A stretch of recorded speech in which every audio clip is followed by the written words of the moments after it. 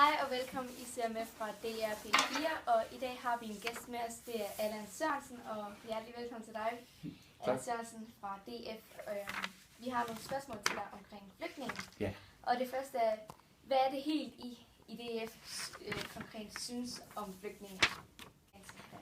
Ja, jamen altså, vi synes jo, at hvis vi kan hjælpe dem, når de er nået helt herop, så er det jo egentlig en god ting. Det er også rart at kunne hjælpe andre mennesker. Det vi selvfølgelig helst ser, det er jo, at hjælpen bliver mere fokuseret i områder hvor de bor, så man hurtigt kan komme hjem og være med til at bygge sit land op igen. Jo. Ja. Mener du, at I DF overholder de her menneskerettigheder for flygtninge? Altså hvad angår menneskerettigheder, så er det jo klart, at ligesom at vi forventer, at de overholder det ansvar, de har som gæster har, så skal vi selvfølgelig også overholde det ansvar, vi har. Ja. Mener du, at det er i orden at sende flygtninge, der kommer til Danmark, tilbage til det land, hvor de først har givet deres fingeraftryk? Grunden til, at man har undladt at registrere flygtninge i mange af de lande, det er jo fordi, man gerne ser, at byrden den bliver fordelt. Ikke byrden, men at mængden af flygtninge bliver fordelt i de europæiske lande. Så for at svare på det spørgsmål, ja, de skal tilbage til Grækenland, eller til de lande, hvor de nu er blevet registreret første gang. Det er helt princippet i det, ellers så bryder et velfungerende europæisk system sammen. Har du oplevet negative reaktioner under flygtningestrømmen? Direkte negativitet? Nej, jeg oplever, at de fleste danskere også husker, at jøderne fik lov til at komme til Sverige under 2. verdenskrig, da de var på flugt fra nazisterne, og derfor så har man også en idé om, at man gerne vil hjælpe flygtninge til at få et trygt og sikkert ophold her, indtil at de skal sendes hjem igen. Hvornår er flygtninge accepteret i Danmark, mener du? Altså, hvornår de kan komme her og søge om asyl og ophold her i Danmark og blive her som en flygtning? Flygtninge skal ikke blive her. Det er jo det, der ligger i begrebet flygtninge. Vi skal kigge nærmere på, og det er hjemsendelse af flygtninge igen, når der er fred og ro. Altså det du siger med, at flygtninge de skal hjemsendes, ja.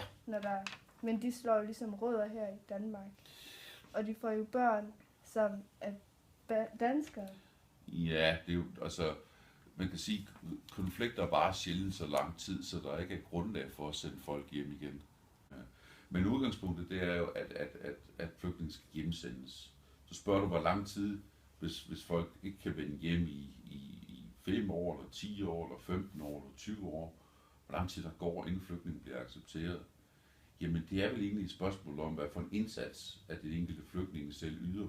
Hvis man selv gør en indsats for det, så bliver man også meget hurtigt en del af det samfund, tror jeg. Så du mener, at hvis de nu integrerer sig og kommer på arbejdsmarkedet, mener du så, at de så godt kan blive i landet? Måske ikke alle af dem, men altså de, der virkelig har ydet en indsats for ligesom at give noget til Danmark. Udgangspunktet må altid være, at når der er fred, jamen så må du rejse hjem igen. Det er dem, som har svært ved at vende hjem, fordi konflikten var i mange år, jamen de kan så selv benytte sig af de muligheder, der er for at få uddannelse på tværs af køn og religion osv. Men altså deres børn, hvis nu de går i skole, skal de så bare sådan pakke deres ting og så rejse hjem til de land? Altså nu snakker du om folk, som har været her i mange år. Og der må man sige, at en af konsekvenserne ved at flygte, det er jo, at man, hvis man er heldig, kan få lov til at vende hjem igen. Du ved, disse mange flygtninge, der kommer herop til Europa, det er via menneskesmuglere. Og hvad er jeres holdning til de her menneskesmuglere? Fordi heroppe i Europa vil vi jo ikke have flere flygtninge, fordi vi ikke kan håndtere flere. Nej. Så hvad mener I med de her menneskesmuglere? Og vi har også hørt, at NATO de er ved at sende flådeskibe ned for at stoppe de her menneskesmuglere, så der ikke kan komme flere. Det er jo nogle af de tiltag, som er nødvendige, og det er at få stoppet den illegale transport af flygtninge. Det er jo meget, meget risikabelt at gå ombord i skibe, og vi har jo set mange tragiske dødsfald. Der må være en prioritet, der hedder hjælp i nærområderne. Sørg for, at de nærområder de får tilført nogle midler, og så får skabt noget fred, så folk de kan vende hjem og leve i faglighed hjem. Det er jo været langt at foretrække, frem for at slås hele dagen. Hvor synes du eller I, at flygtninge skulle tage hen, hvis det ikke var Europa? Nu siger du nabolandene. Ja. Men hvis de nu flytter til alle de her grænselande, og, sådan, og de snart ikke kan håndtere flere, hvor skal de så tage hen, hvis Europa heller ikke vil have dem, og nabolandene heller ikke kan håndtere mere? Hvor mener du så? Jamen, mange gange så bliver flygtninge vel tvunget ud i de områder, i den region, man bor i, kan man sige. En af de ting, vi ville gerne have set, det var jo, at for eksempel Saudi-Arabien havde været noget bedre til at tage imod folk, at de arabiske emirater havde været noget bedre. De har nogle kulturelle forudsætninger for at tage imod dem, de har nogle økonomiske forudsætninger for at tage imod dem, de har plads til at tage imod dem. Der står flygtningelejre eller store teltlejre nede omkring Mekka, med plads til næsten 3 millioner mennesker, som bliver brugt under pilgrimsfærden dernede. Det vil jo være et sted, der vil være optimalt at indkvartere flygtninge, og Saudi-Araberne mangler heller ikke penge, kan man ligesom sige. Så, men i nærområderne i regionen er jo et godt bud, kan man sige. Ja, du ved, der kommer de her mange flygtninge til Danmark. Ja. Hvilke konsekvenser har det så for Danmark, når flygtningen kommer til landet? Jamen, det har jo mange forskellige konsekvenser. Det kommer jo så igen an på, om det lykkes at få skabt noget fred, så folk kan komme hjem igen. For hvis ikke, så er det jo, at de mennesker er nødt til at blive, og så sætter de jo et eller andet form for aftryk på det danske samfund, og ændrer lidt den sammensætning af landet, de har. Men jeg vil da håbe, at de mennesker, der så bliver tvunget til at blive her, vil vælge at sætte et positivt aftryk. Være med til at arbejde for, at det er et godt sted at være. Men tror du, at det har nogle konsekvenser for den danske økonomi i fremtiden? Eller tror du, det vil være et positivt? Ja, jeg tror desværre, at det allerede nu viser sig, at det har en negativ konsekvens for økonomien. Og det har det af mange årsager. Først og fremmest fordi, at der er en meget stor arbejdsløshed blandt de mennesker, som kommer.